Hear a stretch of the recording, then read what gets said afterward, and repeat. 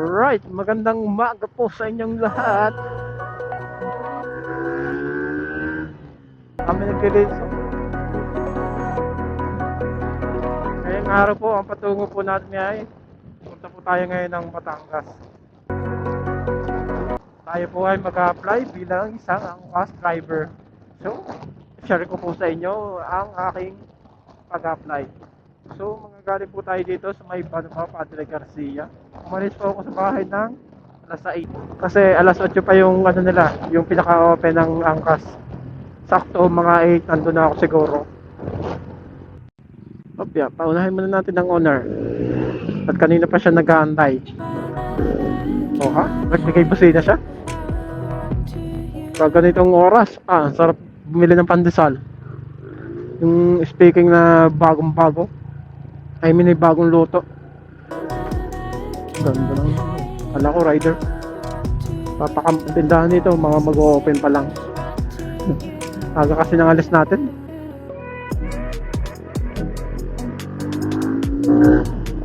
Tapos yan, dyan nga pala yung bakahan.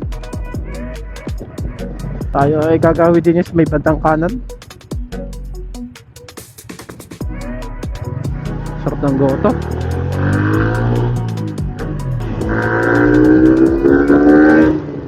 Siguro dito na magtayo ng business dami dito not for lease. Kuya mama. May bago na ulit dito ng patayo. Babago lang yung tinayo, yung showcase na yan Hindi pa ako nakapag dyan kumakain, hindi pa ako kumakain dyan mukhang masarap dyan Ang bilis ng van.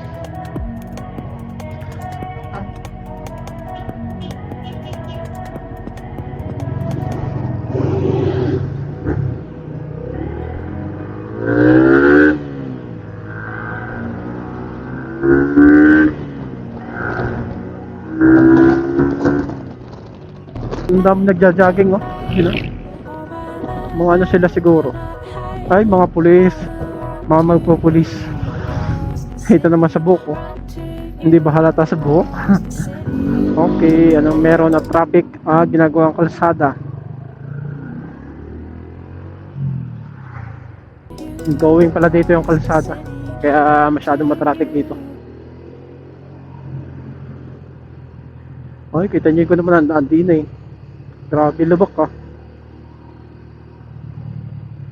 Ngayon po nasa may Kilip na po tayo. Going to Rosario na po tayo. You tell me guys. Bakit nga ba? Sa lahat po na nakapanood doon, trending now. May naalala tuloy ako sa video na yon. Yung ugali niya, ganun-ganun siya Sarap mag-jogging. Malayo-layo pa to. Mga 1 oras pa yata bago tayo makarating sa Batangas Hopya, mga popcorn. Buti hindi ganun traffic. Minsan sobrang traffic dito mga katanghalian. Wala pa rin palang pinagbabago ang kalsada dito. Dapat to is pinapantay na nila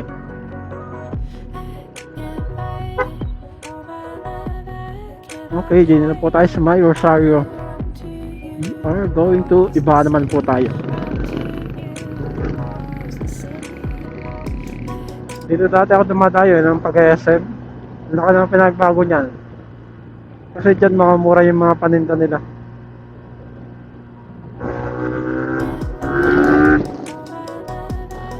Nga po before, sa Batangas ako nag-aaral. Kaya kabisado ko na itong daan na to.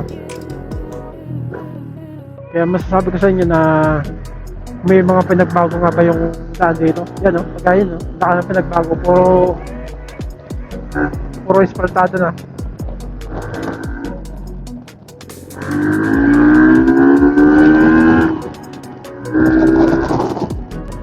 Chill lang po natin ang pag-drive at tingin ko marami matatulin ngayon mag-drive. At marami din mga inaantok. May bago na pala din Kenny Rogers. Wow.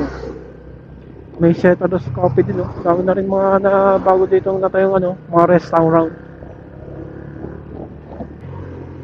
Yung dahil mga pumipila. Oh. Dati isa rin po ako sa pumipila dyan. Oh. Ano yung bus ng Lima? Sumasakay ako doon. Dati rin po akong pasahero ng ano, Lima.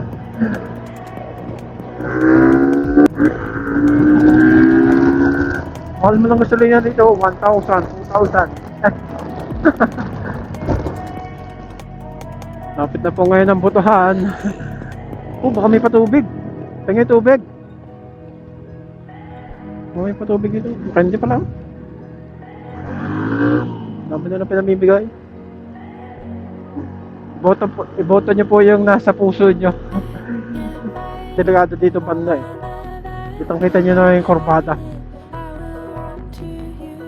Tapos yan, malalim pa masyado yung kalsada din sa may bandang kanan. Sarap dito mag-rides ha.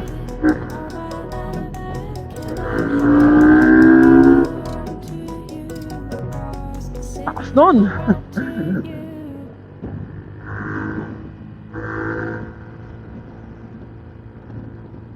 Parang hamster din eh. Hindi na pinagkaplat-plat yung pagkakagawa. Wala pa rin palang pinagbabago dito ang kalsada dito sa may Ibaan.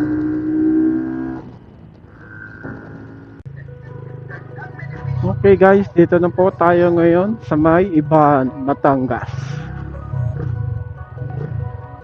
Dito na po tayo sa bayan ng Ibaan. Ba, mukhang may pinagbago yung kalsada dito ah. Oh, halos pantay na oh. Dati sobrang dabak nito eh. Drive lang tayo. Bala tayo dumaan sa may papuntang Ibaan. Ngayon po, nandiyan si simbahan nila oh.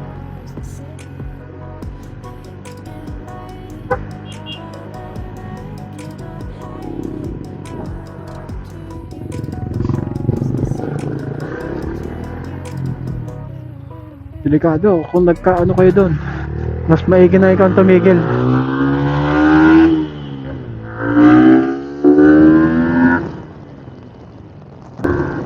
Works sa Batangas na po tayo. Ay ate, mukhang puyat pa si ate. Layo na natin. O yan, kita na po yung ating kamay. Kanina kasi hindi kita yung kamay natin. Papakita kasi yung aking malinis sa kamay. Talaga favorite kong daan din eh. Ganun pa rin pala ang daan dito. Dito masyadong madulas. May mga bahangin. Dahil manggaw. Upya. Buti may mga barrier na ganong mga bilog. Kung nag-overshoot ka, ano, talit ng liko oh. Upya, lalim ng liko oh. Sira-sira na yung krasada.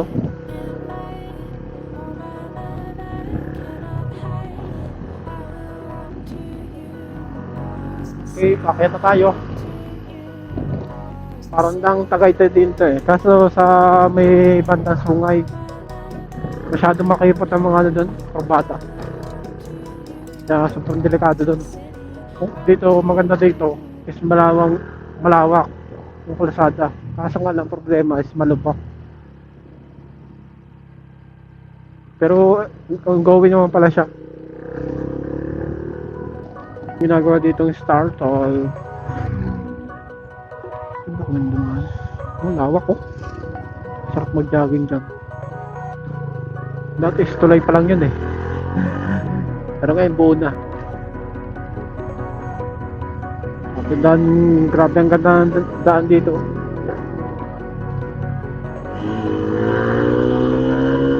Bangkay muna tayo.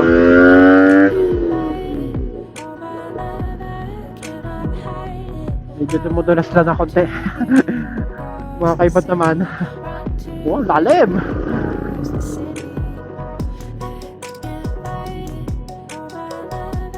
Parang nagbatangas loop tayo eh.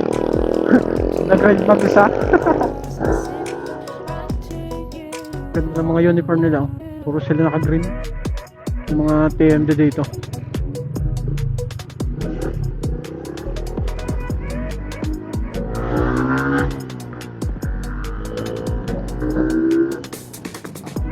Pati barrier green, no? Ngayon ko lang napansin yun, ah. Yan, galing.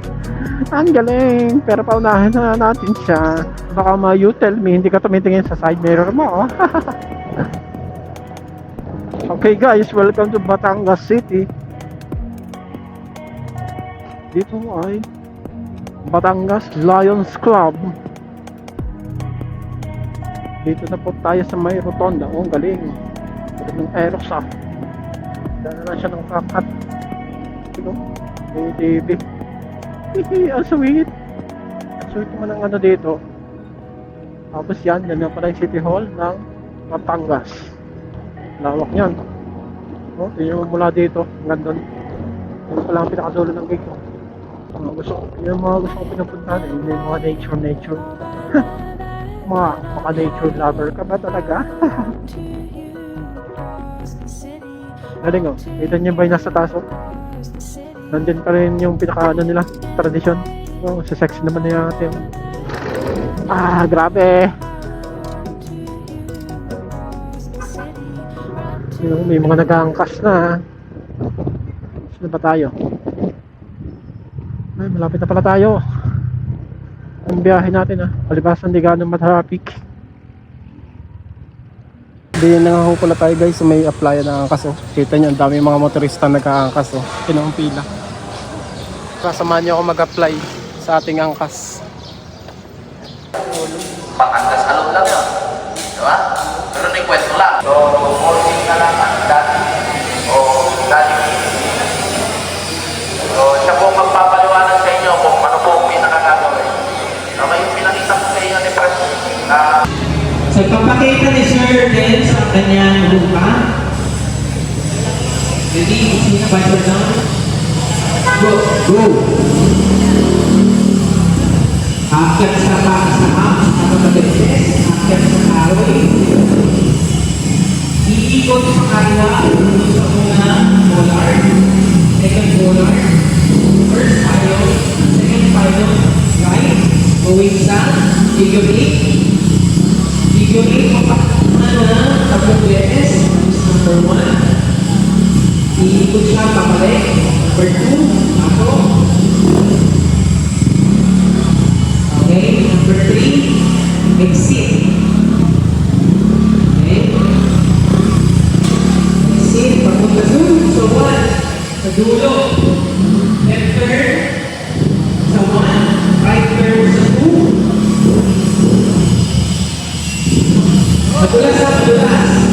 Saan? Madulas. Left turn sa 3. 4. Right turn, 4, and then exit sa kabilang side. Yung number 1 exit, ang kanan po ay daan, and full stop. Alright guys, katapos lang po natin ng pag-apply sa angkas, oh. Tayo magpapaalam na. Tama to? Ha? Shoutout po, shoutout! Tangkas.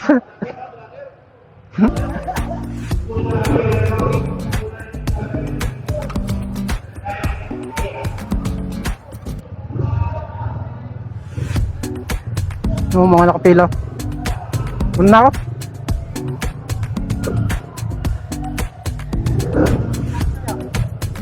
Sa Lipa na lang daw ako mag-ano, onboarding. Onboarding sa Lipa. Sa Lunes. Ayos na, hindi na ako pipila dito. Kakabit ko lang yung side mirror saka yung ano. Okay, salamat.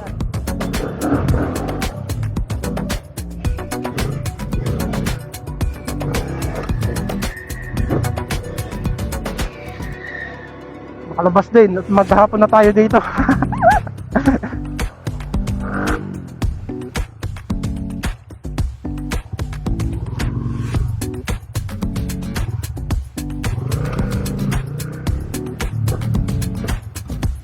Init. Grabe yung balas ba? Tayo dadaan ulit sa ating dinaanan. At mapapalayo tayo pagka dyan tayo dumaan sa may lipa.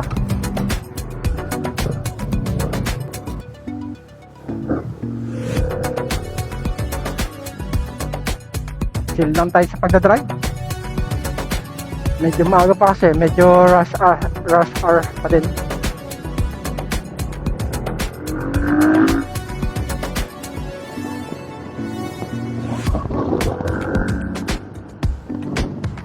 Dito ko na po tatapusin ang ating video. Salamat po sa pagsama sa akin bilang isang angkas driver. Sa mga gusto nga pala mag-angkas, yun, i-book nyo na ako. Yan, hanggang dito na lang po. Paalam.